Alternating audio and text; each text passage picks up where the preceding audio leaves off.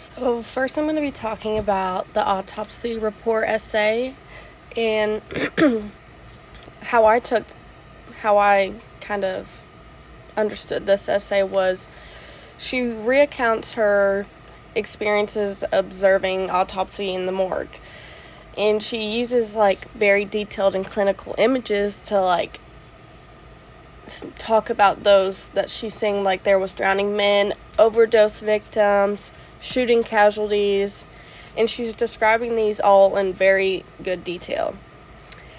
She also included all important details of the bodies, like their hair color, their clothes, their wounds, etc. So she's very detail-oriented and wants to include everything so you can get the full picture.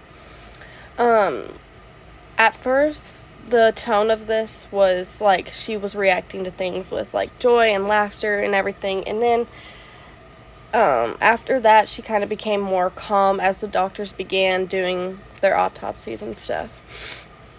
And then she talks about how the body is both material and sacred, as well as she links what she sees and compares it to her life experiences like childbirth, surgeries, and she thinks that there's a beauty in death, even though it's death, but she still thinks that you can find the greater good of it.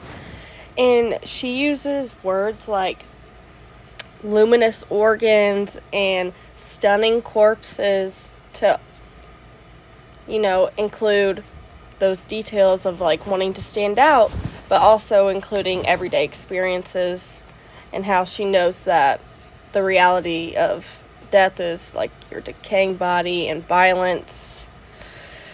She argues in this essay that mortality is not separate from life, but included in everyday experiences. And she reads and talks almost as this is a poetic type. So it's very similar to our lyrical essays, as well as using very strong sensory details. In the pain scale, the overall theme that I kind of saw was that pain cannot be shared or measured with certainty because each person is different.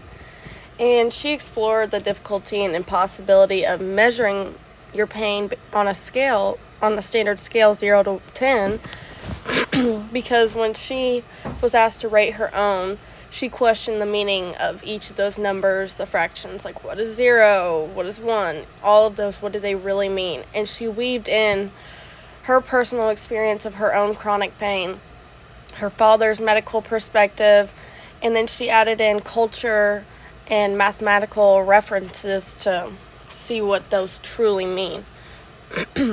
She also critiques the assumptions of the pain scale and thinks that the pain has fixed points and can be measured in different ways.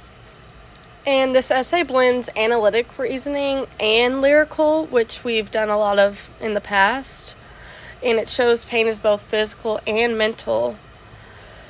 She acknowledges pain is just the pain that she's feeling is the worst pain you could imagine because it is the pain she's feeling. And she feels like this pain scale that we have is to protect doctors from the rawness of patients' actual feelings and descriptions.